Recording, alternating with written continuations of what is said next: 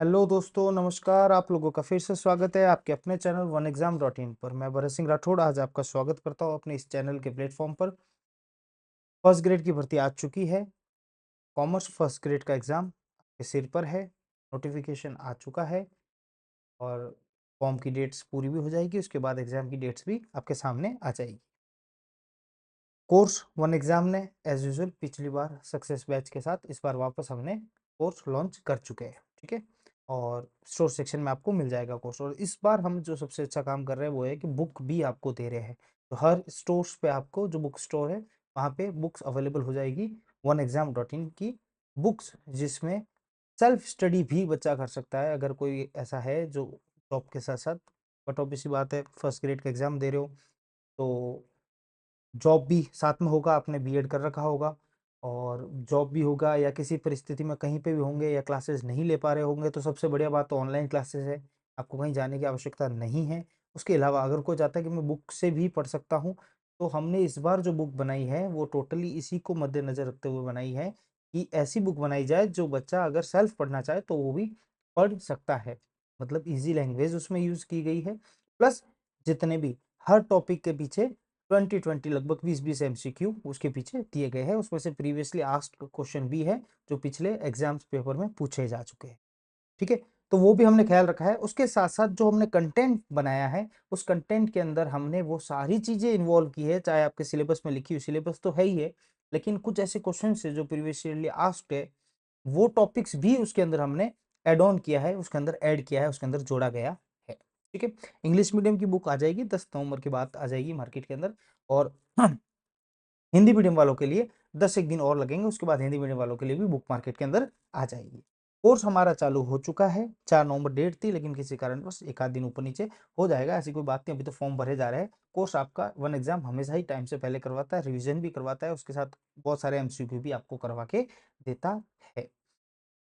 आज मैं जो क्लास लेके आया हूँ, मैं क्लास स्टार्ट नहीं कर रहा हूँ अभी। अभी बच्चों को और जुड़ने दो, एक साथ ही क्लास स्टार्ट कर लेंगे हम सारी फैकल्टीज। और बुक का 1-2 दिन का काम है, वो भी कंप्लीट हो जाएगा तो बुक भी आ जाएगी। तो आप जो बच्चे हमसे कोर्स ले रहे हैं उनको बुक्स फ्री ऑफ कॉस्ट उनके घर के एड्रेस पे, तो कुछ फॉर्म्स है, कुछ डिटेल्स हमें चाहिए होगी, वो हम आपको बता देंगे। उसके थ्रू आप डायरेक्ट अपने उसको उसके थ्रू आपके डायरेक्ट अपने आपके जो एड्रेस है वहाँ पे पहुँचा दी जाएगी। और जो बच्चे जो स्टोर से नहीं लेकर ऑनलाइन ही मंगवाना चाहते हो तो हम उसके लिए भी एक लिंक आपको दे दिया जाएगा। हमारे store section one exam app पे स्टोर सेक्शन के अंदर एक लिंक दे दिया जाएगा। उस लिंक से आप डायरेक्ट ऑर्डर भी कर सकते हो और उसी कॉस्ट में आपके घर पे बुक अवेलेबल हो जाएगी। ठीक है, तो ये सारी फैसिलिटी हम आपको दे देंगे। थोड़ा 2-4 दिन लगेंगे इसके अंदर, थोड़ा सा सेटलमेंट हो रहा है। ठीक है ना, तो थोड़ा संयम बना के रखिएगा। अभी तो फॉर्म भी पूरे फिलअप डेट अभी तो गई नहीं है, अभी तो उसमें भी समय है। तो थोड़ा सा शांति बनाए रखिएगा। जो बच्चे अभी जिन्होंने कोर्स ले लिया है वो भी रेगुलरली मैसेज भी कर रहे हैं कि सर क्लास कब स्टार्ट होगी। क्लास हमने बोला था आपको कि क्लास स्टार्ट हो चुकी है और बैच स्टार्ट हो चुका है। हम रेगुलरली धीरे धीरे इसके अंदर एड ऑन करते जाएंगे।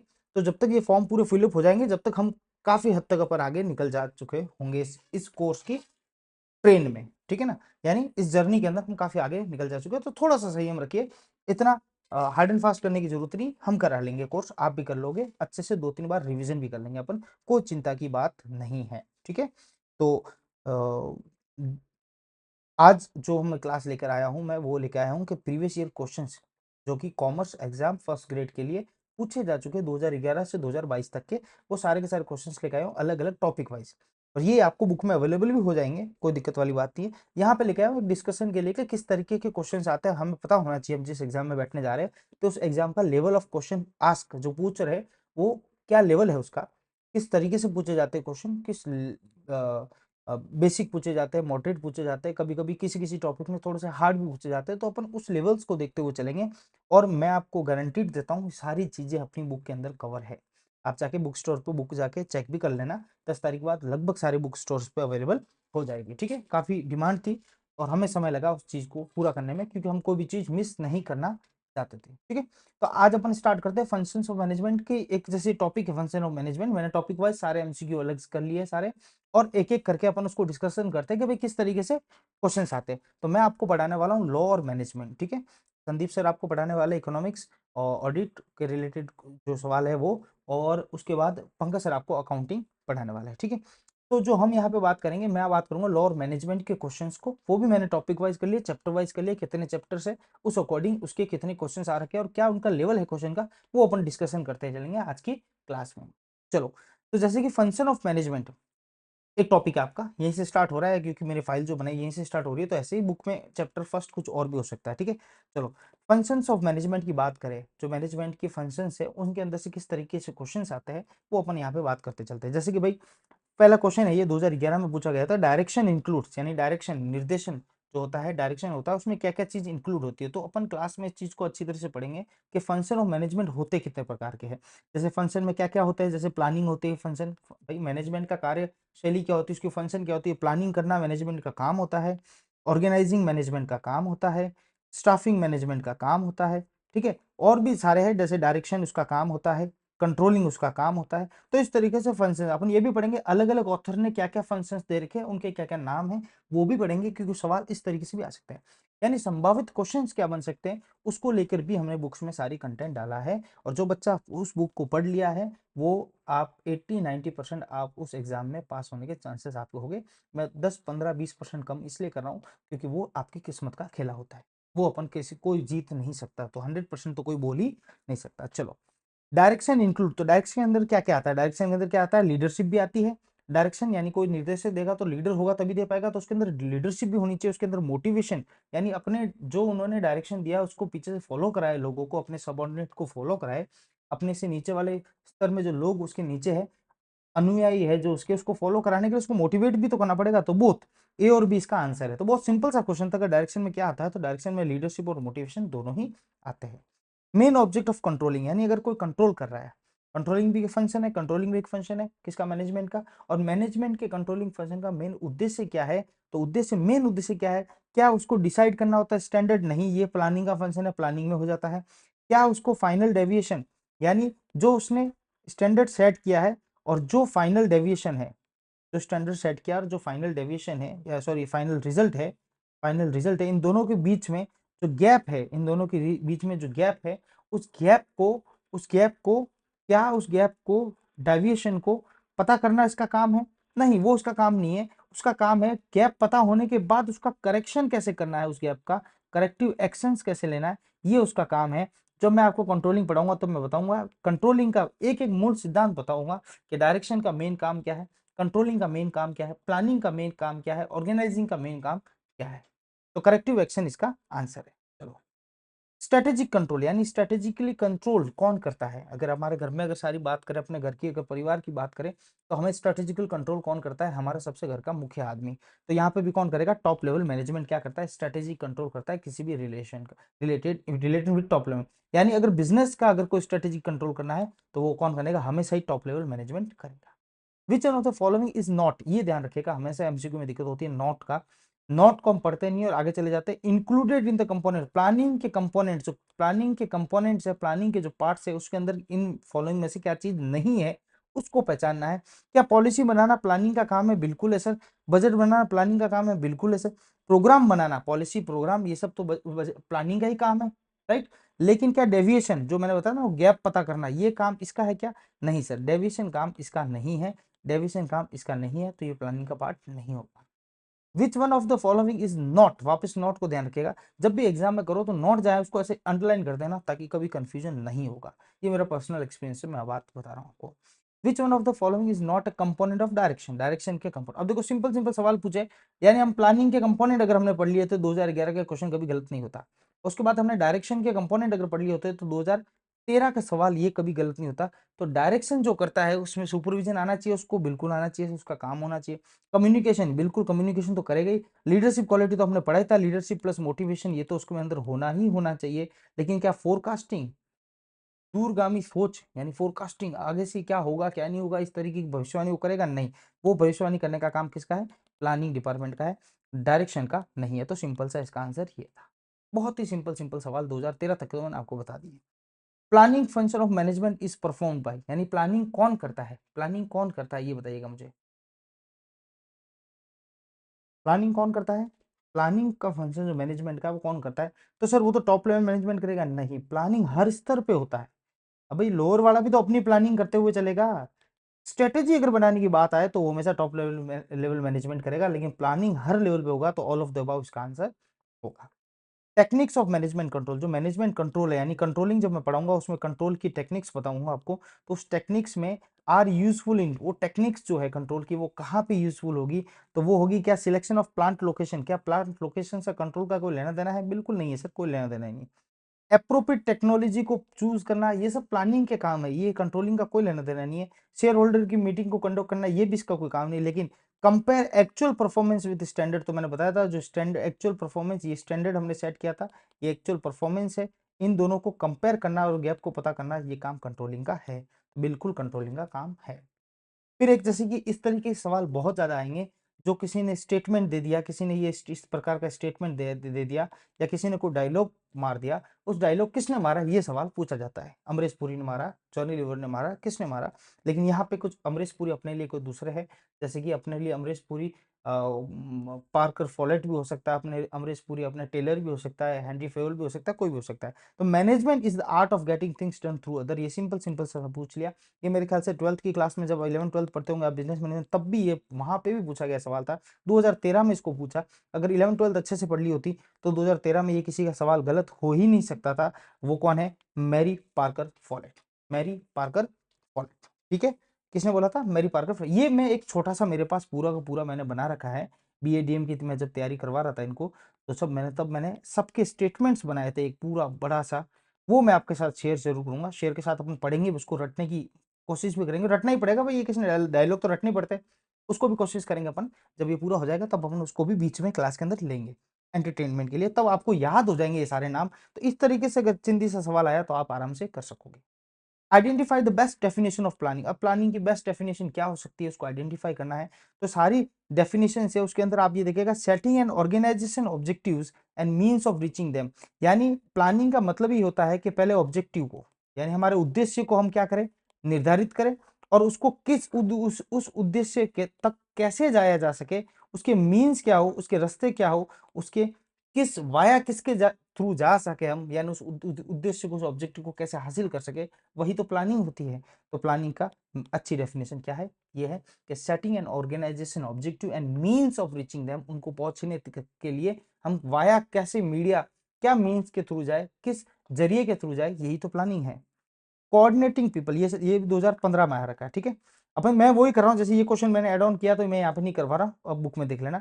मैं यहाँ पे वो करवा रहा हूँ जो पूछे जा चुके हैं। 2015 में पूछा, विच of the following would be include induced in the controlling function, यहाँ पे इंक्लूडेड है, ठीक है, इंक्लूडेड इन कंट्रोलिंग फंक्शन, इनमें से कौन सा कंट्रोलिंग फंक्शन के अंदर इंक्लूड होता है? तो कंट्रोलिंग फंक्शन के अंदर इंक्लूड होता है क्या, हमारा एक्सप्लेनिंग रूटीन, रूटीन एक्सप्लेन करना कंट्रोलिंग फंक्शन का काम है? नहीं है। स्टैंडर्ड सेट करना प्लानिंग का काम है। असाइनमेंट किसी को काम देना क्या कंट्रोलिंग का काम है? नहीं। कंट्रोलिंग तो क्या करता है, रिजल्ट को देखता है, measuring results against corporate objective, मैंने बताया था हमारा ऑब्जेक्टिव है, यानी हमारा जो हमने बजट सेट कर रखा है, यानी जो ऑब्जेक्टिव सेट कर रखा है, और एक्चुअल परफॉर्मेंस है, इन दोनों को कंपेयर करना ही काम किसका है, कंट्रोल का। यानी कंट्रोल की इतनी सी डेफिनेशन आ गई तो 2011 13 15 किसी में भी सवाल आपका गलत नहीं होता। कोऑर्डिनेशन क्या है? कोऑर्डिनेशन क्या है? कोऑर्डिनेशन है सार ऑफ मैनेजमेंट, यानी essence of management, essence of management, management का सार क्या है? कोऑर्डिनेशन है, यानी आपस में समन्वय बनाना, ये क्या है, ये सार है मैनेजमेंट का। मैनेजमेंट के फंक्शन नहीं है कोऑर्डिनेशन। एक सवाल ये भी पूछा जा सकता है कि मैं बताऊंगा उसके अंदर, क्लास के अंदर पढ़ाऊंगा तब, कि मैनेजमेंट क्या फंक्शन, क्या कोऑर्डिनेशन मैनेजमेंट का फंक्शन है, सही या गलत है? तो याद रखना, कोऑर्डिनेशन मैनेजमेंट का फंक्शन नहीं है, वो एसेंस है, मैनेजमेंट की जरूरत है, मैनेजमेंट का सार है, इसके बिना मैनेजमेंट हो ही नहीं सकता। भाई आपस में आपकी बात को सुनेगा तो मैनेजमेंट करोगे, नहीं तो क्या करोगे? तो क्या है ये? एसेंस ऑफ मैनेजमेंट है, ना कि ये फंक्शन ऑफ मैनेजमेंट, ना कि ऑब्जेक्टिव मैनेजमेंट, ना कि साइंस ऑफ मैनेजमेंट, ठीक है। Which is not a function of management, तो मैंने बताया था, प्लानिंग है, स्टाफिंग है, सब है, लेकिन कॉर्पोरेशन क्या है? कॉर्पोरेशन बोल दे, कोऑर्डिनेशन बोल दे, अलग अलग तरीके से सवाल पूछा जाएगा। ये क्या है? ये एसेंस है, एसेंस है यानी ये सार है, लेकिन ये क्या है? ये फंक्शन नहीं हो सकता। 2018 में भी ये सवाल पूछा गया है। Policy formation is a function of, policy को बनाना और सब जगह देना, ये फंक्शन किसका है? तो याद रखना, पॉलिसी बनाना और सबको देना, प्लानिंग सबका फंक्शन है, लेकिन पॉलिसी और स्ट्रेटेजी बनाना हमेशा टॉप लेवल मैनेजमेंट का काम है। 2018 में ये भी पूछा गया है। 2022 का देख लेते हैं। क्या लेवल बढ़ा है देखते हैं। The first step of controlling process, simple सा पूछ लिया। कंट्रोलिंग प्रोसेस जब अपन पढ़ेंगे तो उसके स्टेप्स पढ़ेंगे, उस स्टेप्स के अंदर क्या पहला स्टेप है कंट्रोलिंग फंक्शन का। तो कंट्रोलिंग फंक्शन का पहला स्टेप जो मैं बार बार आपको बता रहा हूं, पहले अपने बजट सेट करो, बजट कह दो या गोल कह दो या ऑब्जेक्टिव कह दो, ये अपन सेट करते हैं और एक्चुअल परफॉर्मेंस के अंदर क्या करते हैं, इसमें मिलाते हैं। तो पहला काम ही क्या है, establishment of goal and standard. Standard और गोल को हमें क्या करना है, निर्धारित करना है। अपने अपने गोल को, उद्देश्य को हमें क्या करना है, निर्धारित करना है। ये पहला ही काम है किसका, कंट्रोलिंग प्रोसेस का। अब देखो फिर ये सवाल आया कि dash is the essence of management, तो मतलब coordination is the essence of management. ठीक है। How can resistance to change be reduce, यानी रिड्यूस यानी जो चेंज, जो मैनेजमेंट में चेंज आता है, मैनेजमेंट में किसी प्रकार का चेंज अपन लाते हो तो उसके लिए लोग तैयार नहीं होते, वो रेजिस्ट करते हैं यानी उसके खिलाफत करते हैं। उसको कैसे कम किया जा सके, कैसे रिड्यूस किया जा सके, तो हम क्या कर सकते हैं। क्या उनको वर्कलोड ज्यादा डाल दे तो रिड्यूस हो जाएगा, नहीं, ये तो स्ट्राइक की नौबत आ जाएगी और ज्यादा हमारे बगावत शुरू हो जाएंगे उनके। ओवर कंट्रोल करके नहीं, वो शक होना उनको ऐसा हो जाएगा हम पे शक कर रहे हैं। Fear of finance loss, fear of finance loss, क्या उनकी सैलरी वैलरी काट दे हम तो हमारी बात मानेंगे या हमारे खिलाफ बगावत नहीं करेंगे, ऐसा नहीं होता। इफेक्टिव लीडरशिप क्या कर सकती है, उस बगावत को क्या कर सकती है, कम कर सकती है, रिड्यूस कर सकती है। सिंपल सा सवाल 2022 में ये पूछा गया। ओके, तो इस तरीके से फंक्शन ऑफ मैनेजमेंट के मैंने आपको कुछ सवाल बताए जो 2022 तक पूछे जा चुके हैं। अब बात करें कंज्यूमर प्रोटेक्शन एक्ट 2019 के कुछ एमसीक्यूज है, कुछ एमसीक्यूज है वो कैसे पूछे गए उसको देखते हैं। Which of the following rights has not been recognised by the consumer protection act. अब देखो ये 2011 का है इसलिए 1986 की बात करेगा, अपन को 2019 की बात करनी है, ठीक है। लेकिन देख लेते हैं राइट्स तो वो के वो है, जो 6 राइट्स है, 6 राइट्स वो ऐसे कैसे है, क्या क्या, right to safety, right to choose, right to education, right to be heard, उनको सुना जाए, सिक ग्रीवनेस यानी रिड्रेसल यानी उनकी बातों को सुना जाए, उसका निर्वहन किया जाए, उसको एकदम अच्छी तरीके से क्या किया जाए, निर्वहन भी किया जाए, सुना भी जाए, और उसके साथ साथ उनको राइट टू इन्फॉर्मेशन यानी उनको इन्फॉर्मेशन भी मिलनी चाहिए। तो ये 6 राइट थे। राइट टू प्रोटेस्ट नहीं आंसर, तो हमें ये नॉट ही, हैज नॉट बीन, नॉट ही पहचाना था। प्रोटेस्ट करने का राइट इसमें नहीं दिया जाता है। बहुत ही सिंपल सवाल 2011 में, और 2011 में पूछा गया था। अब ये पूछा 2011 में डिस्ट्रिक्ट फोरम की क्या रिड्रेसल, डिस्ट्रिक्ट फोरम तक जाने के लिए क्या लिमिट है कंप्लेन की। हालांकि उस समय अलग लिमिट थी, मैंने आज के हिसाब से इस क्वेश्चन को चेंज कर दिया, तो इसका आंसर हो जाएगा 1 करोड़ रुपया। क्या, तो याद रखना। तो डिस्ट्रिक्ट फॉर्म जब हम पढ़ेंगे तब अच्छी तरीके से पढ़ेंगे। डिस्ट्रिक्ट फॉर्म का 1 करोड़ है, स्टेट वालों के लिए कितना है, 10 करोड़ है, नई रेट जो, और नेशनल वालों के लिए है जो अबाउ 10 करोड़ है, वो सब किसके लिए, नेशनल वालों के लिए है। ओके, ठीक है sir. Time limit to file a complaint under consumer protection, 1986 में जो उसका नियम था कि कई कंप्लेन करने की टाइम लिमिट क्या है, तो 1986 तक टाइम लिमिट हमारे पास कितनी थी, 2 साल। कितनी थी, 2 साल, आज भी 2 साल ही है, ठीक। Consumer protection act come into force, ये 1986 की बात कर रहा है। 1986 का भी आप याद रखे जाना, 2013 में पूछा था, देखो कुछ भी हो सकता है, 1986 का भी पूछा जा सकता है, चाहे आपको 2019 दे रखा है। इसके लिए हमेशा प्रिपेयर रहना, हमेशा तैयार रखना, दोनों को याद करके चले जाना, रट के चले जाना। तो अप्रैल 1987 क्या थी, जब ये आया था। जितने भी लॉ है आपके इस सब्जेक्ट में, जितने भी लॉ है, जितने भी कानून है, उनकी कब आया था, कब आया था, इंटू फोर्स कब हुआ था, और और उसको कब लाया, इंट्रोड्यूस कब किया गया था, ये सब आपको याद करना है। उनकी डेट तो आपको रटनी ही रटनी है, लिख लेना, 4 बार लिखेंगे याद हो जाएंगे, मैं क्लास में करवा दूंगा, कोई चिंता वाली बात नहीं, कोई चिंता वाली बात नहीं है, ठीक है। तो इस तरीके से अपन इसकी बात करते हुए चलेंगे। अगर 2019 की बात करें अपन, 2019 की बात करें तो 2019 में एक सवाल आ रखा था कि 2019 कब आया था, तो इसकी तो डेट याद रखना 20 जुलाई, क्या याद रखना, 20 जुलाई 2019, ठीक है, सॉरी 2020, 19 है तो 20 में आया था, क्या हो गया, 20 जुलाई 2020, ठीक है। लेकिन एक सवाल ऐसा भी आया था कि प्रेसिडेंट ने उसको कब साइन करके दिया था, कंसेंट कब दिया था प्रेसिडेंट ने, तो वो याद रखना 9 अगस्त 2019, ये डेट भी आई थी, मैं क्लास के अंदर बता दूंगा, नोट्स के अंदर दे रखी है मैंने सारी डेट्स, ठीक है। ओके, कंज्यूमर प्रोटेक्शन काउंसिल के 2013 में पूछा था कि मेंबर्स कितने हैं, तो याद रखना, ऐसे सवाल नहीं आता, लेकिन याद रखना 52 मेंबर थे उस समय, ठीक है, कितने थे, 52 मेंबर थे। What is the maximum term of office of a state commission, तो ये मैं बता रहा हूँ 5 साल है, मैक्सिमम टर्म कितना होता है, 5 साल होता है सबका, तो ये भी उसका आंसर यही है। अब देखो ये सवाल है, कंज्यूमर प्रोटेक्शन 2019 कब आया था, तो याद रखना 20 जुलाई 2020, ये डेट तो सीधी सीधी याद रखना, 2015 में पूछा था, ठीक है, कोई समस्या होनी चाहिए इसमें, नहीं होनी चाहिए सर। 2018 में क्या पूछा है कि टेन्योर जो नेशनल कमीशन है उस कंज्यूमर प्रोटेक्शन एक्ट, उसका टेन्योर कितना होना चाहिए, तो उसका टेन्योर है 5 साल और 70 साल एज है, विच एवर इज अर्लियर, कितनी है, 5 साल 70 साल एज है, क्लास में बता दूंगा ये। अब देखो ये सवाल देखो 2022 में पूछा है कि 2019 कब आया था, सब याद करके तो चले गए, 20 जुलाई 2020 हमने से रटा हुआ था, ये तो आएगा तो मैं लिख दूंगा, अब यहाँ दिक्कत क्या हो गई, यहाँ इसने पूछ लिया कि प्रेसिडेंट ने अपना असेंट कब दिया था, तो वो दिया था 9 अगस्त 2019। ठीक है, या सब क्या करेंगे, 20 देख के इसके ऊपर टूट पड़ेंगे, जैसे मैं टूट पड़ा अभी, लेकिन अपना आंसर है 9 अगस्त 2019, है ना। ठीक है, इस चीज को याद रखना। ओके, ठीक है। चेयरमैन कौन है डिस्ट्रिक्ट कंज्यूमर प्रोटेक्शन काउंसिल का, तो नोट्स में सबका दे रखा है। अगर डिस्ट्रिक्ट की बात आएगा तो डिस्ट्रिक्ट कलेक्टर, अगर स्टेट की बात आएगा तो स्टेट गवर्नमेंट, और ऐसा आएगा तो सेंट्रल गवर्नमेंट होगा। जैसे ये पूछ लिया नेशनल कमीशन का कौन है, तो यहाँ पे नेशनल कमीशन की बात आई, तो यहाँ पे कौन आएगा, अपने सेंट्रल गवर्नमेंट आएगा। ठीक है, सिंपल सिंपल सवाल 2022 में ये पूछा गया है, ये भी 2022 में पूछा गया। दो सवाल दोनों चेयरमैन के ऊपर पूछे गए। ओके, तो ये हो गया कंज्यूमर प्रोटेक्शन एक्ट के सवाल जो आज तक पूछे गए हैं। अब बात करते हैं अपन ह्यूमन रिसोर्सेज की, बात करते हुए चलते हैं। ठीक है, अब बात करते हैं अपन ह्यूमन रिसोर्सेज की। विच of the following is not included in human resources, इनमें से ह्यूमन रिसोर्सेज का क्या पार्ट नहीं है, 2011 में सवाल आया था। तो जब ह्यूमन रिसोर्सेज पढ़ेंगे तब हम उसके कंपोनेंट पढ़ेंगे, देखेंगे ह्यूमन रिसोर्स के अंदर क्या क्या चीज इंक्लूड है। ठीक है, जैसे सिलेक्शन भी है, एचआर प्लानिंग भी है, सारी चीजें। तो सिलेक्शन, ट्रेनिंग, कंपेंसेशन, क्या प्रोडक्ट डेवलपमेंट ह्यूमन रिसोर्सेज का पार्ट है? बिल्कुल नहीं हो सकता। जब बात ही ह्यूमन की कर रहे हैं, यानी पर्सोनेल की कर रहे हैं, तो उसमें प्रोडक्ट डेवलपमेंट कहाँ से आया? तो इसका आंसर ये है, नॉट हमें पहचानना है। Which of the following is untrue, true नहीं पूछा, अनट्रू यानी गलत कौन सा इनमें से, 2013 में सवाल था। तो सिलेक्शन क्या नेगेटिव प्रोसेस है? बिल्कुल नेगेटिव प्रोसेस है, यानी अगर 10 जने हैं उसमें से 2 को अपन को सिलेक्ट करना है तो बाकी को तो निकालना ही है, तो ये नेगेटिव प्रोसेस है, तो ये बात तो सही है। रिक्रूटमेंट इज इन्विटेशन प्रोसेस, बिल्कुल आपको रिक्रूट कर रहे हैं तो आपको इन्वाइट तो करेंगे एप्लीकेशन के लिए, तो ये भी बात सही होगी।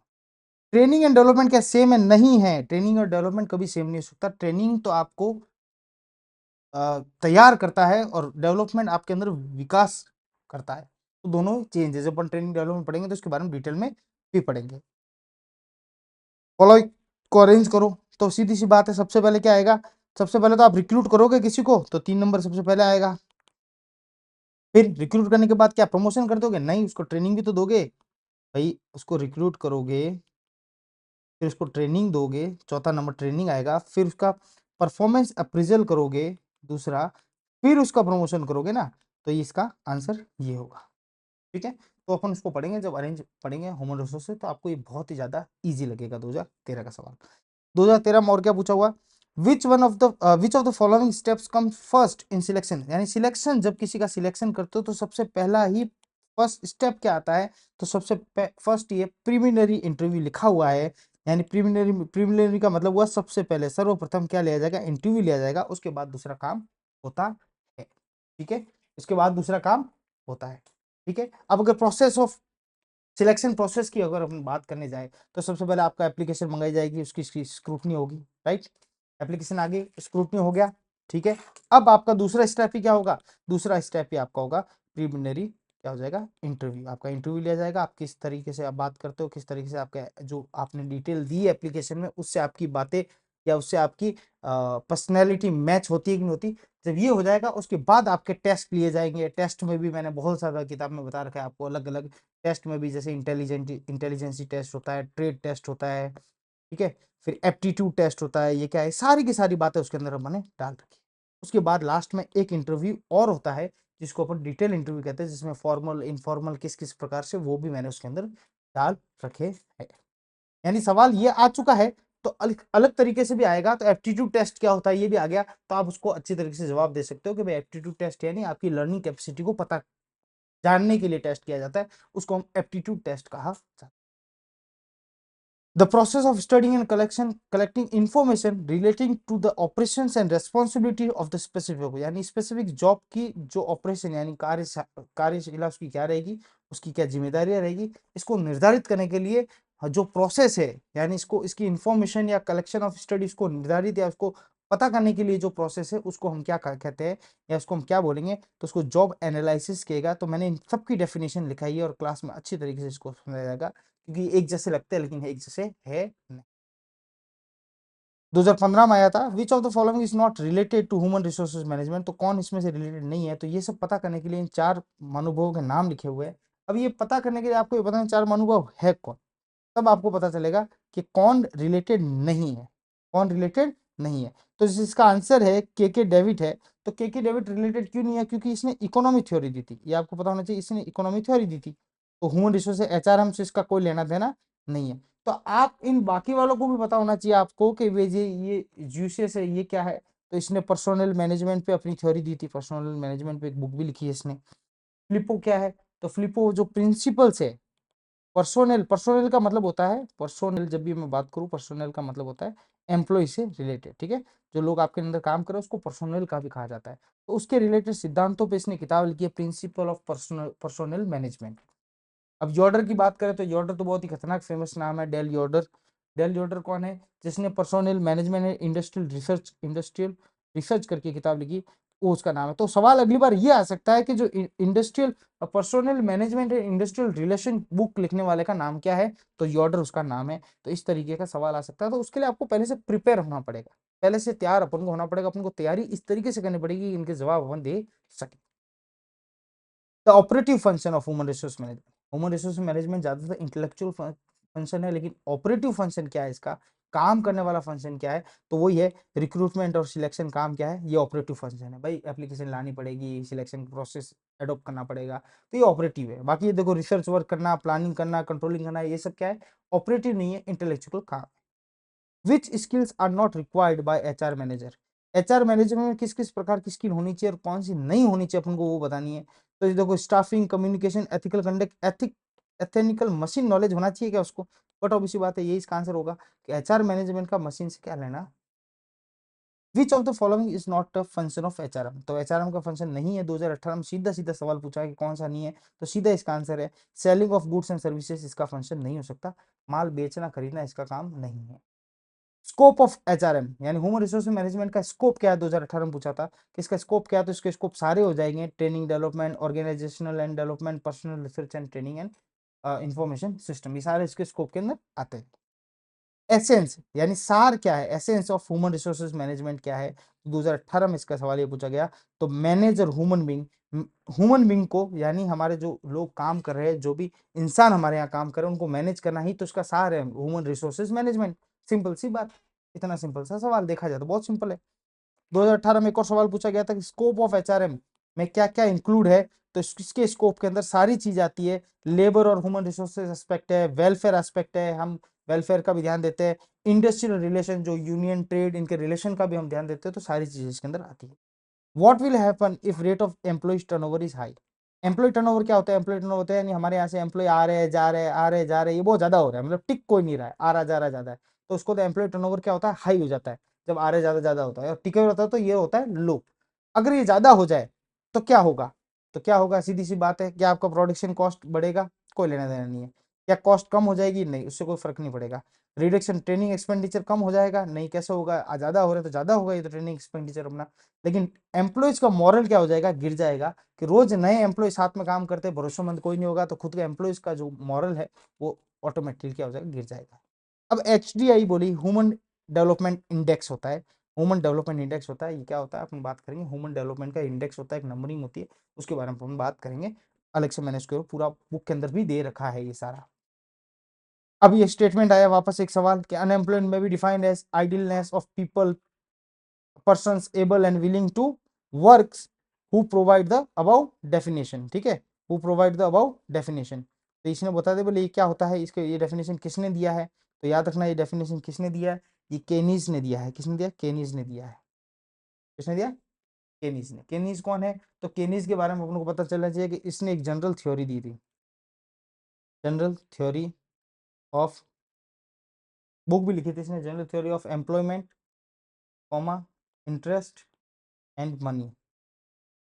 ये बुक लिखी थी 1936 में पब्लिश हुई थी। तो अब इसके बारे में अगली बार हो सकता है इसका सवाल ऐसा है कि ये बुक किसने लिखी थी, या केनीज ने कौन सी बुक लिखी थी, ठीक है। जॉन बेनार्ड केनीज नाम था, JM केनीज। तो इसने ये बुक लिखी थी, तो अपन को इसके बारे में थोड़ा थोड़ा पढ़ते हुए चलना पड़ेगा। अब एक स्टेटमेंट दे रखा है, 2022 में सवाल आया कि HRD जो ह्यूमन रिसोर्स डेवलपमेंट है, वो ह्यूमन रिसोर्स मैनेजमेंट का पार्ट है, या human resource management human resources development का पार्ट है। तो but obviously development he resources management का पार्ट होगा, तो करेक्ट स्टेटमेंट 1 इज करेक्ट, ठीक है। स्टेटमेंट कि ये तो बहुत बड़ा है, ह्यूमन रिसोर्स मैनेजमेंट अपने आप में एक समंदर है। ओके, तो ये सवाल आ रहे थे HRM के। अब बात करते हैं कंज्यूमर बिहेवियर की, बात करें अपन कंज्यूमर बिहेवियर या बाइंग मोटिव्स। क्या है, ये भी एक टॉपिक है आपके अंदर, उसके बारे में एक सब्जेक्ट है, एक सिलेबस के अंदर है, उसके अंदर किस किस तरीके के सवाल आए उसके ऊपर बात कर लेते हैं। देखो थोड़ा सा वीडियो लेंदी हो सकता है क्योंकि मैं सारे क्वेश्चंस को आपके सामने एक बार रखना चाहता हूँ। कई बार आरपीएससी सवालों को रिपीट करती है या उसी के ऑप्शंस के अंदर सवाल पूछे जाते हैं, इसलिए मैं चाहता हूँ एक बार इसके गो थ्रू हो। मुझे पता है वीडियो लेंदी होगा, शायद आप लोगों को बोरिंग लग जाए देखने में, लेकिन रुक के देखना, जैसे भी देखो रिकॉर्डेड अंदर रख दूंगा मैं, देखते रहना, पर इसको देखना जरूर एग्जाम देने से पहले तो आपको आइडिया लगे। विच of the following is not included in psychological factors of consumer behaviour. Consumer behaviour के जो साइकोलॉजिकल फैक्टर्स है उसके अंदर ये क्या चीज नहीं है, तो याद रखना कंज्यूमर बिहेवियर के अंदर कुछ फैक्टर्स होते हैं। क्या होते हैं? कुछ फैक्टर्स होते हैं जो उनको इन्फ्लुएंस करते हैं, जो उनको इन्फ्लुएंस करते हैं, उनको प्रभावित करते हैं। वो कई प्रकार से होते हैं, जैसे साइकोलॉजिकल फैक्टर खुद होता है, फिर उसके अंदर सोशल फैक्टर्स भी होते हैं कई, ठीक है, कुछ पर्सनल फैक्टर्स भी होते हैं, ठीक है, इनकम इनकम ये सब पर्सनल सोशल फैक्टर्स यानी उनके ग्रुप्स इस तरीके से, ठीक है, कुछ कल्चर फैक्टर्स भी होते हैं, ठीक है, कल्चर फैक्टर्स भी होता है, तो सारी चीजें पढ़ेंगे अपन। तो बोले इनमें से एक साइकोलॉजिकल फैक्टर नहीं है, यानी है कौन सी आपको पता होना चाहिए। तो साइकोलॉजिकल फैक्टर वो होते हैं जो साइकोलॉजिकल आपके ऊपर इफेक्ट डालते हैं, जैसे कि आपकी लर्निंग, आपकी लर्निंग कैसी है, वो साइकोलॉजिकल फैक्टर अलग अलग इंसान के अलग अलग डिपेंड करती है। आपका एटीट्यूड कैसा है, आपका परसेप्शंस कैसे है, आपके बिलीव्स कैसे है, आपकी मान्यता कैसी है, वो सारी। लेकिन लाइफ स्टाइल इसके अंदर नहीं आती, लाइफ स्टाइल आ जाती है सोशल के अंदर या फिर कल्चर के अंदर या फिर पर्सनल के अंदर, पर्सनल के अंदर लाइफस्टाइल आ जाती है पूरी तरीके से, ठीक है। साइको एनालिटिकल मॉडल है कंज्यूमर बिहेवियर के, कुछ मॉडल्स हैं, मैंने सारे उसके अंदर आपके नोट्स के अंदर डालने का प्रयत्न किए हैं, बहुत ज्यादा है पर मैंने कुछ इंपॉर्टेंट डालने की कोशिश की है। तो साइको एनालिटिकल मॉडल किसने दिया था, ऑथर्स के नाम भी मैंने लिखे अलग अलग, तो सिगमट हॉबस ने दिया था। किसने दिया? सिगमट हॉबर, ठीक है, हॉबर हॉबर है हॉबर, चलो इसको मैं सही कर दूंगा। मोबाइल टेक्नोलॉजी, ये 2013 में पूछा था, 2015 में क्या पूछा, mobile technology offers consumer behaviour in which the following veg. तो मोबाइल टेक्नोलॉजी क्या फैसिलिटेट करती है, बहुत सिंपल सी बात है, it facilitate the use of location based services. जो लोकेशन बेस्ड सर्विसेज है अपने घर पे, जैसे अमेजोन, फ्लिपकार्ट, तो ये मोबाइल टेक्नोलॉजी यहाँ पे बहुत ज्यादा आपकी हेल्प करती है। Which of the following factor is not include, not है, not include in the economic factor, मैंने बताया ना पर्सनल फैक्टर इकोनॉमिक फैक्टर सारे होते हैं, कंज्यूमर बिहेवियर के इकोनॉमिक फैक्टर में नहीं आता है। तो क्या पर्सनल इनकम इकोनॉमिक फैक्टर है? बिल्कुल है, लेकिन पर्सनैलिटी क्या होगी, पर्सनैलिटी मैंने अभी बताया था आपको साइकोलॉजिकल फैक्टर है, तो ये इसके अंदर नहीं आएगा, तो बी इसका आंसर है, ठीक है। 2022 में किस तरीके सवाल आए थे कि बायर्स मोटिव है, हैव देयर प्लेस और पोजीशन बिटवीन। तो बायर्स के जो मोटिव्स है, यानी बायर्स के जो मोटिव्स है, यानी उसके जो मोटिव्स है, यानी उसके जो ऑब्जेक्टिव्स है, वो किस में होती है, तो उसके नीड्स और एक्शन के बीच में वेरी करते हैं। नीड्स यानी उसकी क्या जरूरत है, और उसने जो एक्शन लिया है उनके बीच में उनका क्या, उसका मोटिव पूरा हुआ है कि नहीं हुआ, ये डिसाइड करता है नीड्स और एक्शन के बीच में। ये सवाल था कि नीड्स और एक्शन, बायर्स मोटिव्स किसके बीच में वेरी करता है, तो उसके नीड्स और एक्शन के बीच में वेरी करता है, एंड इसके बीच में प्लेस या पोजीशन करता है। 2022 में सवाल आया था कि what is the another name of consumer policy index number. जो कंज्यूमर पॉलिसी इंडेक्स नंबर है उसका अलग दूसरा नाम क्या है, तो उसका दूसरा नाम है cost of living index number. यानी जो कंज्यूमर पॉलिसी होगी वो पॉलिसी की इंडेक्स नंबर, ये पॉलिसी लिख दिया यहाँ पे इसने, पॉलिसी है ना, पॉलिसी में चेंज करवा दूंगा ये, तो पॉलिसी इंडेक्स नंबर है उसको कैसे, अब दूसरा नाम उसका क्या है, तो कॉस्ट ऑफ लिविंग जैसी होगी वैसी कंज्यूमर की पॉलिसी होगी, ठीक है, उसी तरीके से इंडेक्स नंबर उसका डिफाइन करेगा, उसका दूसरा नाम ये भी है। और बायर की अगर बाइंग कैपेसिटी की बात करेंगे तो होलसेल प्राइसिंग इंडेक्स नंबर भी हो सकता है। कंज्यूमर प्रोडक्शन अपन ने पढ़ा होगा प्राइस इंडेक्स नंबर, तो वो यहाँ पे होता है प्राइस इंडेक्स नंबर, सॉरी ये पॉलिसी नहीं, मिस्टेक, प्रिंटिंग मिस्टेक कर दिया, ये प्राइस, ये तो कोई मेरा लास्ट काम बुक में यही रहा है, एक छोटा सा काम रहा है, ये सब भी कुछ छोटी छोटी मिस्टेक्स है, उनको मुझे करेक्शन करवाना है, इसलिए थोड़ा टाइम लग रहा है। विच ऑफ द फॉलोइंग, ये है नहीं, ठीक है, तो ये 2022 तक इस तरीके सवाल है। आगे चलते आगे चलते आगे चलते अपन मार्केटिंग रिसर्च के अंदर आ जाते हैं, किसमें अंदर जाते हैं, मार्केटिंग रिसर्च के अंदर। Which of the following is included in the stuff of marketing research. Marketing research के जो स्टेप्स हैं, यानी किस तरीके से फॉलो होते हैं मार्केटिंग रिसर्च के स्टेप्स, किस तरीके से फॉलो होते हैं उसकी अपन बात करेंगे। तो उसके अंदर सबसे पहला ही काम होता है हमारा collection of data, data collection होगा तभी मार्केट की रिसर्च आगे बढ़ेगी। तो पहला पॉइंट क्या है, कलेक्शन ऑफ डाटा, बहुत सिंपल है, जब आप देखोगे नोट्स पढ़ोगे किताब पढ़ोगे तो ये सवाल बहुत ही ज्यादा आपको सिंपल लगने स्टार्ट हो जाएंगे। 2015 में सवाल आया था, what does quantitative research measures in marketing analysis. तो क्वांटिटेटिव यानी क्वांटिटेटिव बात करें, यानी कि जिसमें हम क्या कैसे काउंट कर सके किसे, एक तो होता है क्वालिटेटिव, एक तो होता है क्वालिटेटिव। और एक होता है क्वांटिटेटिव। तो क्वालिटेटिव का मतलब आया यानी क्वालिटी की बात करेंगे अपन, जैसे रंग रूप रेखा कैसी है ये सब। क्वांटिटेटिव की बात जब बात करेंगे तब हम बात करेंगे कि भाई फिगर्स की बात करेंगे, यहाँ पे बात आती है फिगर्स की। तो यहाँ पे क्या फीलिंग और ओपिनियन नहीं, ये क्वालिटेटिव में आ गया। नंबर्स एंड फीलिंग्स नहीं आ सकती, ओपिनियन नहीं आ सकता, लेकिन नंबर्स एंड फिगर्स किसके अंदर आएगा, क्वांटिटेटिव के अंदर आएगा। 2015 में सवाल। 2018 में पूछा कि मार्केटिंग रिसर्च के फीचर्स क्या है, तो उसके फीचर्स सारे ही है। वो फीचर्स और भी उसके साथ है, और भी है, जैसे कि भाई सिस्टमेटिक प्रोसेस होना चाहिए, कम्पिटिटिव एनालिसिस होना चाहिए, है ना, ये सारा और भी है। तो मैंने उसके अंदर लिस्ट दे रखी है।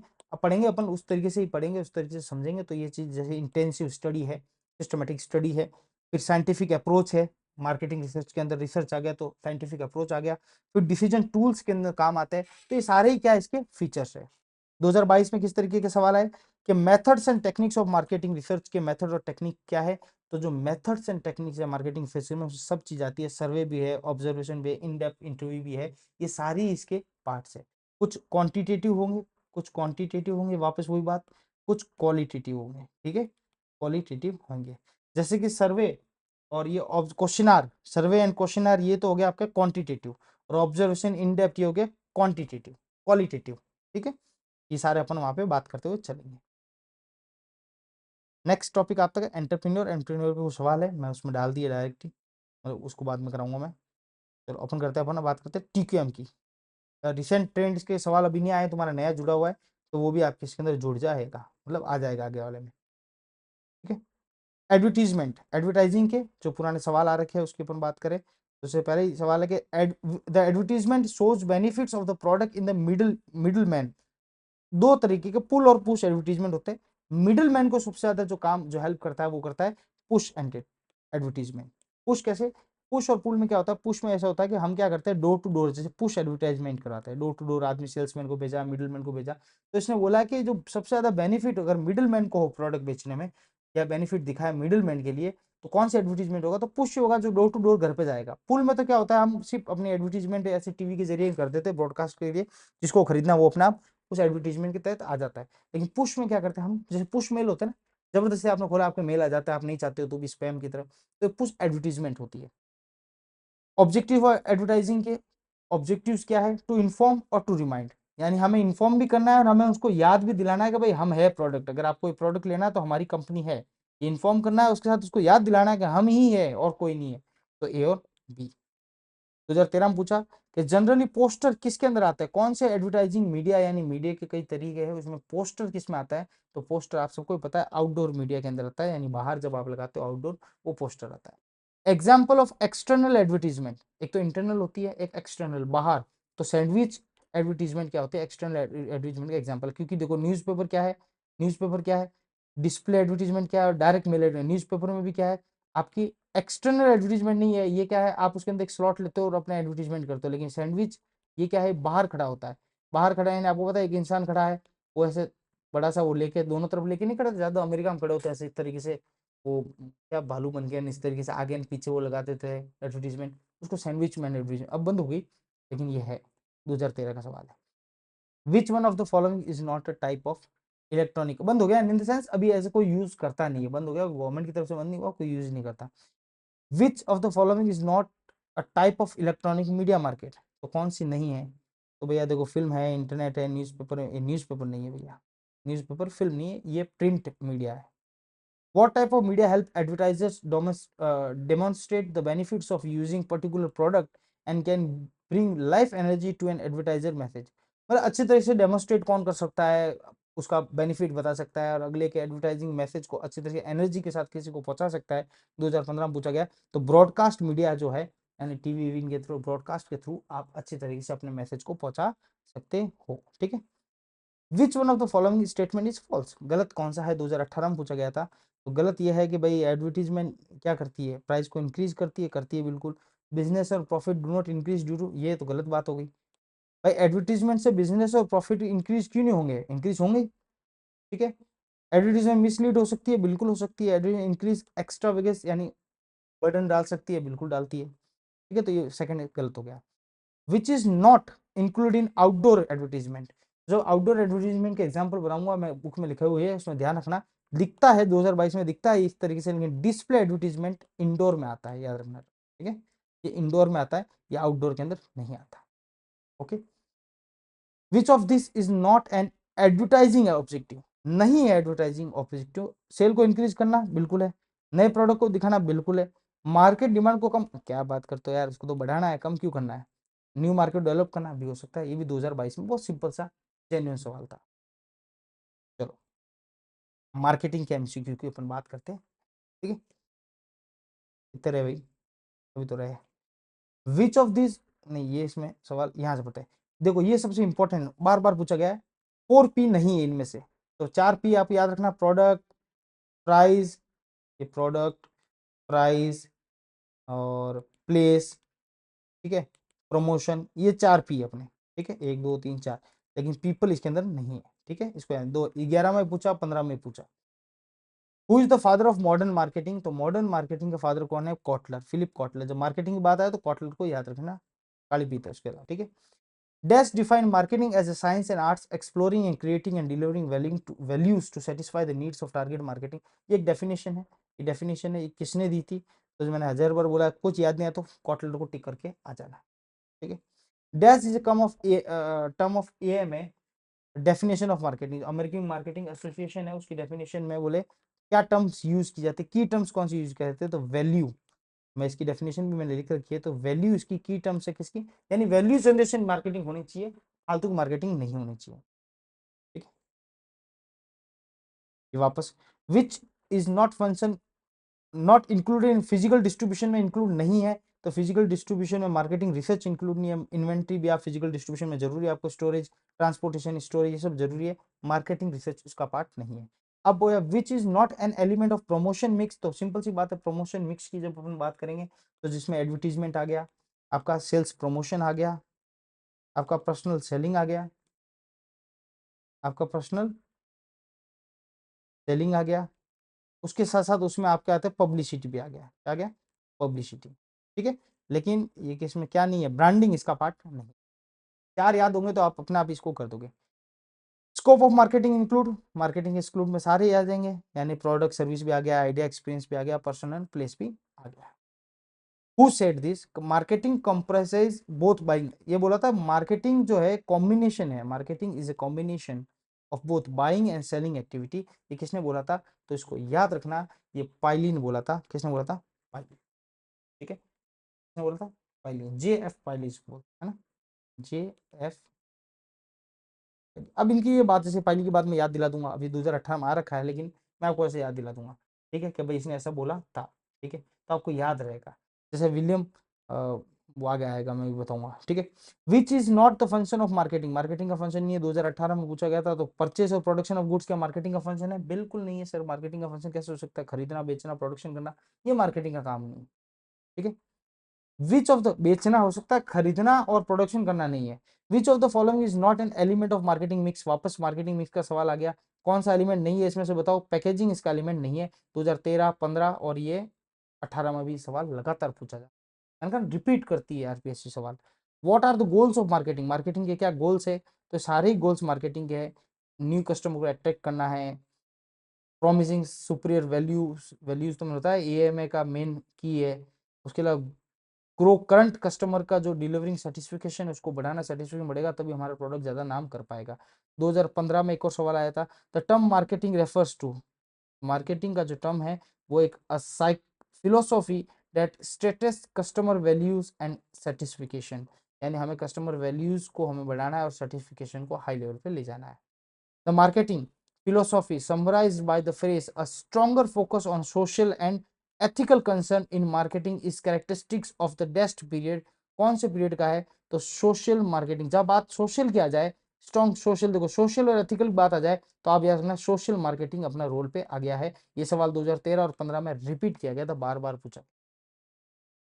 Marketing is the delivery of standard of living to the society, ये किसने बोला था? ये बोला था पॉल मजूर ने। अभी पॉल मजूर कौन है जिसने बोल दिया, देख लेना, ऐसे सवाल कुछ एक आध आएंगे, इसलिए मैंने 70-80% की तैयारी बोलता हूँ। किस्मत खराब हो तुम्हारा 2013 की तरह ऐसा सवाल आ जाए तो देखो तुक्का ही। मैंने बोला फिलिप कॉटर करके आ जाना, तो देख लेना, गलत भी हो सकता है कहीं कहीं। इनमें से कौन सा स्टेटमेंट ट्रू है? तो कौन सा statement, new concept of marketing is customer centred. Yes, marketing का नया कंसेप्ट आजकल जो चल रहा है वो सिर्फ यही है, कस्टमर सेंटर्ड है। हाँ, यानी हमें कस्टमर को ही भगवान मानना है। ठीक है, ओके। अब आता है इंडियन कॉन्ट्रैक्ट एक्ट का एमसीक्यूज। अब इंडियन कॉन्ट्रैक्ट एक्ट के नोट्स इतने मैंने प्यारे दिए आपको, मैं आपको बोल सकता हूँ, लिख के दे सकता हूँ, गारंटी के साथ दे सकता हूँ, कोई आपको इतने अच्छे नोट्स नहीं दे सकते। मैंने सेक्शन 1 to लेके 75 तक सारी सेक्शन के साथ नोट्स दिए और बहुत ही प्यारी तरीके से आपको समझाया, और क्लास के अंदर तो और भी प्यारी तरीके से समझाऊंगा। लो, 1 to 75 आपके कोर्स के अंदर है और मैंने सारे के सारे डाल दिए। ठीक है, a contract which is enforceable at the will of agreed party, दूसरी पार्टी के विल पे, यानी दूसरा पार्टी आपसे नाराज है, वो आपको करे या उस कॉन्ट्रैक्ट को रोकने की करे या कोशिश करे, तो उसको बोलते हैं वॉइडेबल कॉन्ट्रैक्ट बोलते हैं। क्या बोलते हैं? वॉइड एबल, वॉइड होने के able, void plus able, voidable. ठीक है, 2011 का। ऐसा कॉन्ट्रैक्ट जो किसी चीज के होने नहीं होने की संभावना पे डिपेंड करता है, उसको बोलते हैं हम कंटीजेंट कॉन्ट्रैक्ट। किसी चीज के होने नहीं होने की संभावना पे होता है, उसको बोलते हैं हम कंटीजेंट कॉन्ट्रैक्ट। होना नहीं होना किसी इवेंट के होने नहीं होने पे निर्भर करता है। सचिन शतक मारेगा तो होगा, सट्टे की तरह होता है एक तरीके से। Generally an agreement without consideration क्या होता है? हमेशा ही वॉइड होता है। एग्रीमेंट विदाउट कंसिडरेशन हमेशा ही क्या होगा? वॉइड होगा। कभी वो पूरा नहीं माना जाएगा अगर वो कंसिडरेशन के क्या है, अगर अगर वो कंसिडरेशन के बिना है। Section 2B। अब सर ये सेक्शन 2B हमें कैसे याद रहेगी? इसका भी एक मैंने सॉल्यूशन बहुत ही प्यारा दिया है, अभी आगे बताता हूँ आपको। Consent obtain by threatening to commit suicide. अगर किसी को हम डराओ कि भाई ये काम कर नहीं तो मैं मर जाऊंगा, सुसाइड कर लूंगा, तो ये क्या है? ये कोरिशन है। ये क्या है? ये कोरिशन है। सेक्शन 10 के अंदर मैं बताऊंगा। सेक्शन 10, 11, 12, 13 ये सब आगे मैं एक एक सेक्शन के साथ मैंने इसको बताया है। फ्रॉड क्या है, मिस रिप्रेजेंटेशन क्या है, कोरिशन क्या है, अनड्यू इन्फ्लुएंस क्या है। बहुत ही अच्छे नोट्स दिए मैंने इसके। एक्सेप्टिंग लेसर परफॉर्मेंस, यानी जो परफॉर्मेंस करनी थी उससे मैं कम पे अगर मैं मान जाऊं तो उसको क्या बोलते हैं? समय याचना, या उसको बोलते हैं मैं कम पे मान गया। कम पे मान गया यानी मैंने कुछ छूट दे दी, कुछ माफी दे दी, कुछ मैंने रिलैक्सेशन दे दिया, उसको रेमिशन कहते हैं। क्या कहते हैं? रेमिशन कहते हैं। 2011 का सवाल है।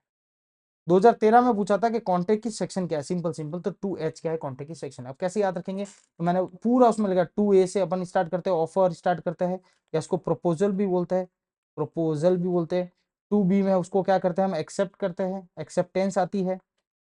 2C में क्या आती है? जब एक्सेप्ट हो जाती है तो प्रॉमिस बन जाती है, यानी प्रॉमिस और प्रॉमिसी कौन होते हैं उसकी डेफिनेशन 2C में है। फिर 2D में क्या, डी में बात करी मैंने कि कंसिडरेशन होना चाहिए, यानी कुछ पैसे वैसे की बात कर ले अपन आपस में। कंसिडरेशन की डेफिनेशन 2D में दे रखी है। फिर मैंने उसमें बताया 2E, यानी 2E में आ जाता है आपका एग्रीमेंट। क्या आ जाता है? एग्रीमेंट। एग्रीमेंट ऑफर एक्सेप्ट हो गया, प्रॉमिस प्रॉमिस हो गया, कंसिडरेशन आ गया तो एग्रीमेंट बन गया। एग्रीमेंट विदाउट कंसिडरेशन मैंने बोल दिया वॉइड होगा। ठीक है, यानी लॉ बोल रही है। 2E के बाद मैंने बताया 2F, तो 2F में रेसिप्रोकल होता है, वो बताऊंगा मैं क्या होता है। फिर F के बाद क्या आता है? G, यानी ABCD याद रखना है आपको, सारी चीज ऐसे रट जाएगी आपको। G आ गया। G में क्या आ गया? G में आएगा वॉइड कॉन्ट्रैक्ट। क्या होता है? ये G में दे रखा है।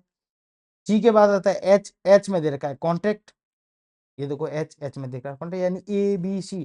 देखो G में दे रखा है वॉइड कॉन्ट्रैक्ट, B क्या था? B में दे रखा है एक्सेप्टेंस, E क्या था? E में दे रखा है एग्रीमेंट। सारी सेक्शन ऐसे याद करवा दूंगा। If contact is influenced by fraud, अगर कोई कॉन्टेक्ट फ्रॉड के थ्रू इन्फ्लुएंस्ड हुआ है, 2013 में पूछा, तो वो क्या हो जाएगा? वो वॉइडेबल हो जाएगा। कब वॉइड होगा, कब वॉइडेबल होगा, ये भी मैंने उस नोट्स के अंदर एक एक सेक्शन में लिखा है। इफेक्ट ऑफ वैगरिंग एग्रीमेंट, यानी सट्टे के जो एग्रीमेंट होता है उसका इफेक्ट क्या होता है? वो कॉन्ट्रैक्ट लास्ट में जाके क्या हो जाता है? वो वॉइड हो जाता है। वॉइड होगा, कभी वॉइडेबल नहीं होगा। मैं बताया कौन सा वॉइडेबल होगा, कौन सा वॉइड होगा, सब उसमें अंदर बताया। इजीली आपको याद करवा दूंगा। विच one of the following is a method of discharge of contract? Contract को पूरा करने का क्या मेथड है? सारे मेथड कॉन्ट्रैक्ट को पूरा करने का है। यानी आप क्या कर दो, या तो काम पूरा कर दो, कॉन्ट्रैक्ट पूरा हो गया।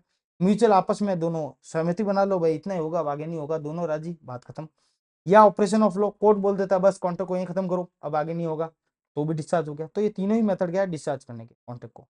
ठीक है, which of the following is not a remedy for breach of contract? Breach of contract की रेमेडी नहीं है, ब्रीच ऑफ कॉन्ट्रैक्ट किया तो इसकी आपको क्षतिपूर्ति है, उसके लिए बदले में कुछ कंपेंसेशन रेमेडी नहीं मिलेगी। ये किसमें देगा? तो इसका भी मैंने सेक्शन जैसे सेक्शन 73, 74 और 75 रेमेडीज यानी ब्रीच ऑफ कॉन्ट्रैक्ट की बात है, अच्छी तरीके से मैंने उसमें समझा रखा है कि किसमें कौन सी इसके अंदर रेमेडीज नहीं होती। तो अल्टरेशन ऑफ कॉन्ट्रैक्ट इसके अंदर रेमेडी नहीं होती। बाकी कॉन्ट्रैक्ट को खत्म कर दो, बेनिफिट को वापस था जैसा कर दो, या डैमेजेस के लिए शूट कर दो, ये सब कर सकते हो, लेकिन अल्टरेशन कॉन्ट्रैक्ट के अंदर नहीं कर सकते, ब्रीच के अंदर। Which of the following is not applicable to the discharge of contract by mutual agreement? यानी अगर म्यूचुअल एग्रीमेंट हो गया और कॉन्ट्रैक्ट को डिस्चार्ज करना है तो इसमें से क्या एप्लीकेबल नहीं होगा, तो सब्सिक्वेंट इम्पॉसिबिलिटी अगर है तो एप्लीकेबल नहीं होगा। देखो डिस्चार्ज करना है कॉन्ट्रैक्ट को अगर आपको और आपस में सहमति बन जाए तो आप देखो नया कॉन्ट्रैक्ट कर सकते हो, नोवेशन, पुराने में कुछ समय या कुछ काम को अधूरा है रिलैक्सेशन दे सकते हो, वेवर यानी छोड़ भी सकते हो आप काम के, छोड़ यार नहीं हुआ तो कोई बात नहीं कॉन्ट्रैक्ट खत्म कर। लेकिन अगर ऐसा बोल सकते हो कि चांद तारे लिया तो तेरा कॉन्ट्रैक्ट में पूरा मान लूंगा, ऐसे जो इम्पॉसिबिलिटी इवेंट्स होते हैं वो नहीं हो सकते, तो इसका आंसर हो जाएगा सी। नॉट ही पूछा अपन को तो। Avoidable contract is, avoidable contract क्या होगा, enforceable at the option of the one party. Avoidable contract यानी एक पार्टी तो बोलती है ओके, दूसरी पार्टी बोलती है नहीं, तो ये होता है voidable contract, void able contract. ठीक है, एक तो बोलती है ओके दूसरा नहीं, तो enforceable by one party only, दूसरी पार्टी एनफोर्सिबल नहीं कर रही। अ कॉन्ट्रैक्ट में भी डिस्चार्ज बाय, डिस्चार्ज कैसे हो सकता है, मैंने बताया all of the above, perform कर दे। सेम सवाल देखो 2018 में वापस पूछा गया था, ये कहां था मैंने, ये देखो 2013 में पूछा गया, बस घुमा के 2018 में सेम सवाल पूछा मैंने, रिपीट करती है RPSC. An agreement which is enforceable by law, जो एग्रीमेंट लॉ के द्वारा मान्यता प्राप्त हो जाए, एनफोर्सिबल हो जाए, वो तो कॉन्ट्रैक्ट बन जाता है, पूछने की जरूरत नहीं, बामन को पूछने की जरूरत नहीं, वो तो कॉन्ट्रैक्ट बन जाता है। 2018, 2018 में पूछा कि who can be enter in the valid contract, तो मैंने बताया उसमें बताऊंगा मैं कि वैलिड कॉन्ट्रैक्ट में कौन कौन जा सकता है। मेजर जा सकता है, इंसॉल्वेंट नहीं होना चाहिए, सॉल्वेंट होना चाहिए, मेंटली रिटार्डेड पर्सन नहीं होना चाहिए, मेजर होना चाहिए, माइनर नहीं होना चाहिए। माइनर भी कांटेक्ट कर सकता है, लेकिन माइनर कब कांटेक्ट कर सकता है, सिर्फ प्रॉफिट में कर सकता है, ये भी मैंने बताया। मेंटली रिटार्डेड पर्सन कभी भी कांटेक्ट नहीं कर सकता। ठीक है, कौन नहीं सकता, mentally retarded person who can mentally, हाँ ठीक है, वो कभी भी कांटेक्ट नहीं कर सकता। अब इंडियन कॉन्ट्रैक्ट एक्ट कब आया था, कमेंस कब हुआ था, तो इसकी डेट भी याद रखना, 1 सितंबर 1872। ये तो मैंने हजारों एग्जाम में मैंने कहा ना, इनको इनकी डेट तो आप कॉन्ट्रैक्ट जितने भी लॉ है आपके, चाहे कंज्यूमर प्रोटेक्शन एक्ट हो चाहे ये हो, उनकी आप डेट तो याद कर ही लेना, हर तरीके की डेट याद कर लेना। Every promise, every set of promise forming the constitution for each other, ये क्या हो जाता है, यही तो एग्रीमेंट होता है। एग्रीमेंट की डेफिनेशन जब बताऊंगा मैं आपको, जब एग्रीमेंट की डेफिनेशन 2E में अपने बताया था, तो उसमें ये लिखा हुआ है, सेम सेम बात लिखी है 2022 में, सीधी सीधी पूछ ली डेफिनेशन, किसी को पूछने की जरूरत नहीं। 2022 में एक बहुत अच्छा स्टेटमेंट पूछा कि ऑल कॉन्ट्रैक्ट्स आर एग्रीमेंट, सारे कॉन्ट्रैक्ट एग्रीमेंट होते हैं, लेकिन all agreements are not contract. क्या ये सही है, या ऑल एग्रीमेंट्स आर कॉन्ट्रैक्ट, सारे एग्रीमेंट कॉन्ट्रैक्ट हो, but all contracts are not agreement, क्या ये बात सही है। देखो सारे कॉन्ट्रैक्ट, एग्रीमेंट पहले बनता है, पर उसके अंदर लीगली अगर एनफोर्सिबिलिटी होगा तो वो कॉन्ट्रैक्ट बनेगा। ठीक है, यानी सारे कॉन्ट्रैक्ट, तो एग्रीमेंट तो होने ही चाहिए, लेकिन सारे एग्रीमेंट कॉन्ट्रैक्ट होंगे इसकी गारंटी लीगलिटी पे डिपेंड करती है, कोई गारंटी नहीं है। तो पहले स्टेटमेंट तो सही है, ऑल एग्रीमेंट आर कॉन्ट्रैक्ट, नहीं ये गलत हो गया, स्टेटमेंट वन ओनली, सारे एग्रीमेंट कॉन्ट्रैक्ट थोड़ा हो सकते हैं, लीगली उसको एनफोर्सिबल होगा तभी होंगे, नहीं तो नहीं होंगे। The definition of acceptance, acceptance की डेफिनेशन, अब मैंने वही बात बताई आपको, मैंने सारी हटवा दूंगा तो आपको याद जाएगा। 2B, ए में तो क्या था, ऑफर था, बी में सर ने बताया था एक्सेप्टेंस है। ये लो 2022 का सवाल आपका एकदम सही हो गया, किसी को पूछने की जरूरत नहीं। कंटीजेंट कॉन्ट्रैक्ट क्या होता है, तो कंटीजेंट कॉन्ट्रैक्ट क्या होता है, लीगल होता है, क्या होता है, लीगल होता है, इस बात को ध्यान रखना, कंटीजेंट कॉन्ट्रैक्ट लीगल होता है। लेकिन कुछ भाई अपन को कॉन्ट्रैक्ट करते हैं जैसे स्पेक्युलेशन के कॉन्ट्रैक्ट, वो लीगली होते हैं, उसको कोई रोक नहीं सकता है। ये मैं बताऊंगा आपको, वॉइड कौन से वॉइडेबल होते हैं, कब वॉइड हो जाएंगे, सारी बात। अब बिजनेस ऑर्गेनाइजेशन के एमसीक्यूज आपके सामने, liability of sole proprietorship, business organisation जो बिजनेस बनेगा उसमें sole proprietor, partnership, company, joint stock, corporative society, HUF, सारी बात होगी। तो सोल प्रोप्राइटर की लाइबिलिटी जो उत्तरदायित्व दायित्व होता है, ये तो बहुत ही ईजी है, ये तो आपको एकदम नंबर गेनिंग पॉइंट देके जाएगा, नंबर देके जाएगा ये, और आपका ऊपर इंडियन कॉन्ट्रैक्ट है, बता देता हूँ मैं आपको बुक पढ़ने के बाद। 2011 में पूछा था कि सोल लाइबिलिटी, सोल प्रोप्राइटर जो एक एकल स्वामित्व वाली की जो वो होती है ना बिजनेस, उसका लाइबिलिटी क्या होती है, उसकी लाइबिलिटी हमेशा अनलिमिटेड होती है। अब वही स्वामित्व है तो और किसके ऊपर डालेगा, वो हमेशा अनलिमिटेड ही होगा। मैक्सिमम नंबर ऑफ पार्टनर कैसे हो सकते हैं एक वैलिड कॉन्ट्रैक्ट के अंदर, तो 20 हो सकते हैं। ठीक है, which of the following statement, ये तो सीधे स्टेटमेंट के सवाल है। ट्रू अबाउट पार्टनरशिप, पार्टनरशिप के लिए सारी बातें ट्रू है, सारी बातें कि पार्टनरशिप एग्रीमेंट के ऊपर बेस होती है, पार्टनरशिप डीड जिसको बोलते हैं। रजिस्ट्रेशन ऑफ पार्टनर का क्या होता है, ऑप्शनल होता है, कंपलसरी नहीं होता है। म्यूचुअली एजेंसी के रिलेशन पे काम करती है पार्टनरशिप, यानी एक आदमी काम करेगा तो उसके लिए सारे के सारे बाध्य होंगे। Minimum number of member private company के अंदर कितने चाहिए, तो 2 लोग चाहिए, और अगर पब्लिक कंपनी की बात करें तो 7 चाहिए। ठीक है, मैक्सिमम इसमें 200 चाहिए प्राइवेट में, और उसमें क्या है, कोई लिमिट नहीं है, नो लिमिट, ये सब उसके अंदर लिखा हुआ है। Which one of the following is not feature of sole, एकल एकल जो बिजनेस है उसका फीचर नहीं है। तो देखो अनडिवाइडेड रिस्क है उसकी, बिल्कुल सही बात है। लैक ऑफ गवर्नमेंट रेगुलेशन है, ये भी बात सही है, लेकिन सेपरेट लीगल एंटिटी उसके अंदर नहीं है, वो ही मालिक है, वो ही फर्म है, वो ही कंपनी है। यानी अगर किसी कंपनी में यानी उसकी दुकान पे कोई केस करेगा यानी उसके ऊपर ही केस लगा है, दुकान उससे अलग नहीं हो सकती। राइट, तो ये सारे सवाल है। अब ये वीडियो काफी लेंदी हो रहा है, कितने रह गए?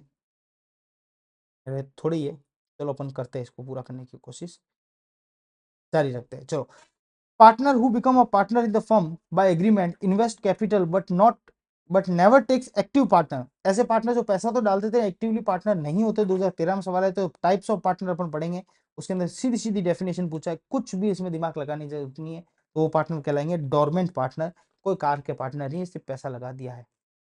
Maximum number of partner banking company के अंदर कैसे होता है? 2011 में पूछा था ये, सॉरी 13 में पूछा था, तो वो कितना है? 10 है। यानी एक पार्टनरशिप बैंकिंग बिजनेस के अंदर पार्टनर मैक्सिमम 10 हो सकते हैं। Which among the following document defines the relationship between company and outsider?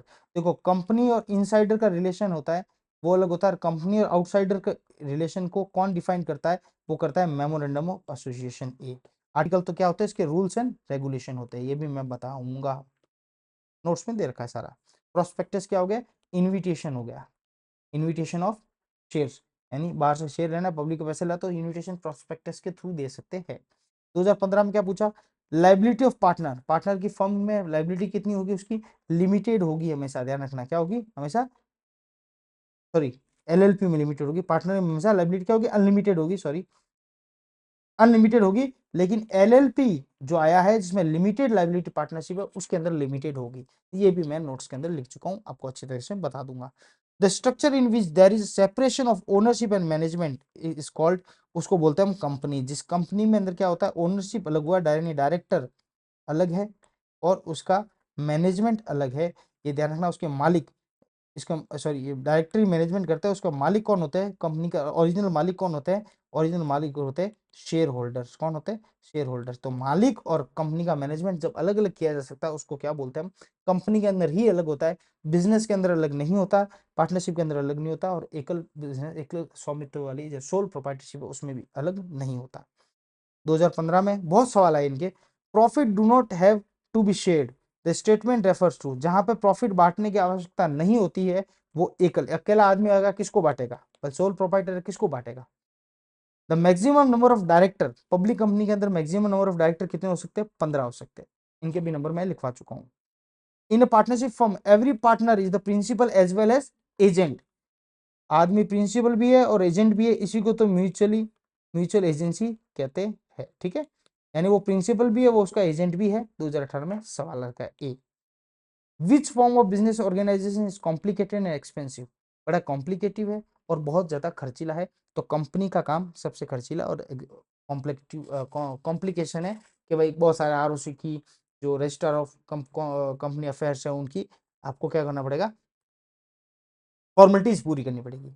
In which business organization the liability is normally limited, कौन से इनमें से ऑर्गेनाइजेशन में लाइबिलिटी क्या हो? लिमिटेड हो। ध्यान रखना, बड़ा ही कॉम्प्लिकेटेड है लेकिन इसकी लाइबिलिटी हमेशा क्या होगी? लिमिटेड होगी। बाकी सबकी लाइबिलिटी क्या है? अनलिमिटेड है। Which of the following is a feature of nominal partner, nominal partner कौन होता है? जिसकी पार्टनरशिप की लाइबिलिटी क्या होती है? Unlimited partner, sorry unlimited liability होती है, वो होता है नॉमिनल पार्टनर। ठीक है, वो कहता है नॉमिनल पार्टनर। मैनेजमेंट में पार्टिसिपेट नहीं करता, प्रॉफिट शेयर नहीं डालता, कैपिटल कंट्रीब्यूशन नहीं करता, प्रॉफिट शेयरिंग भी नहीं लेता, लेकिन उसकी लाइबिलिटी बराबर की होती है। ये भी 2022 में पूछा, 2022 में पूछा whose area is wider in business commerce trade and in तीनों में सबसे ज्यादा एरिया किसका वाइडर है? तो याद रखना बिजनेस का एरिया सबसे बड़ा वाइडर है, इसके अंदर कॉमर्स, ट्रेड और इंडस्ट्री सारी चीज आ जाती है। करेक्ट पेयर को आइडेंटिफाई करो, करेक्ट पेयर को आइडेंटिफाई करो। प्राइवेट कंपनी में मिनिमम 2 चाहिए, पब्लिक कंपनी में मिनिमम 7 चाहिए, पार्टनरशिप के अंदर कोई मिनिमम मिनिमम 2 जने चाहिए, और कोऑपरेटिव सोसाइटी के अंदर मिनिमम 10 जने चाहिए। ठीक है, which of this not characteristic, not पूछा है, ऑफ सोल प्रोप्राइटरशिप 2022 में कौन सा नहीं है? क्विक डिसीजन होता है, लिमिटेड लाइबिलिटी नहीं होती भैया इसकी, अनलिमिटेड लाइबिलिटी देखते हो, और इंडिपेंडेंट एग्जिस्टेंस नहीं होता इसका। तो बी और सी दोनों ही इसका आंसर है। द लाइफ ऑफ, ये हो गया, ये 2022 में पूछा, इतने से सवाल। ठीक है, अभी इतना बहुत है। चलो, ये सवाल है जो मैंने आपको करवाया है कैपिटल मार्केटिंग वाला है वो देख लेना, इतनी बड़ी बात नहीं है। आई होप ये क्लास आपके लिए काफ़ी हेल्पफुल रही होगी। मैं ये चाहता हूँ कि आप ये सारे क्वेश्चंस एक बार अपने गो थ्रू अपनी आंखों से करें, तब आपको आएगा मज़ा। मज़ा आने के साथ साथ आपको क्या होगा, इसमें पता चलेगा कि भाई ये जो काम अपन कर रहे हैं, ये काम या जो हम ये पढ़ाई कर रहे हैं उसमें कितनी ज़्यादा किस तरीके से सवाल आते हैं, किस पर्टिकुलर टॉपिक में से ईजी क्वेश्चंस आते हैं। जैसे अभी अपने देखा बीओ बिजनेस ऑर्गेनाइजेशन से ईजी क्वेश्चन आए, इंडियन कॉन्ट्रैक्ट एक्ट से आप अच्छे से नंबर ले सकते हो, ज्यादा क्वेश्चन आते हैं इन दोनों में से, अच्छे नंबर ले सकते हो। फंक्शन ऑफ मैनेजमेंट के सवाल भी बहुत ज्यादा है, मैनेजमेंट के इट्स प्रिंसिपल ऑफ मैनेजमेंट के भी सवाल बहुत ज्यादा है। तो ये 2 3 4 टॉपिक है, आप इनको टारगेट करके एडवर्टाइजिंग के भी अच्छे सवाल है, टारगेट करके अच्छे नंबर ला सकते हो।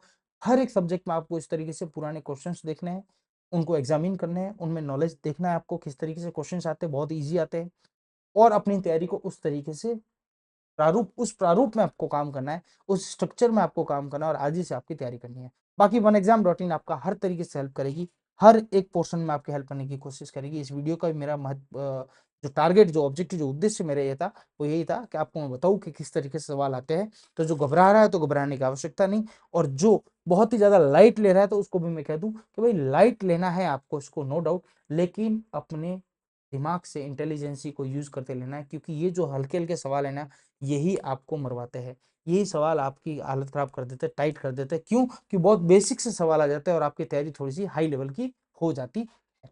ओके, बाकी मिलते हैं अगली क्लास में। हम बिजनेस ऑर्गेनाइजेशन और forms of business organisation start करेंगे अगली क्लास के अंदर, और उसके साथ साथ बुक जैसे 2 3 दिन में मैंने बोला रेडी हो जाएगी, उसके साथ हमारी क्लास भी रेगुलर हो जाएगी, सारे टीचर्स की क्लास भी रेगुलर हो जाएगी। बहुत बहुत धन्यवाद आप लोगों का। ऐसे ही वन एग्जाम रूटीन को अपना प्यार देते रहिए, जुड़े रहिए, और ज़्यादा से ज़्यादा सिलेक्शन का हमारा टारगेट वो इसी तरह से पूरा होता रहेगा। बहुत बहुत धन्यवाद, मिलते हैं दोस्तों।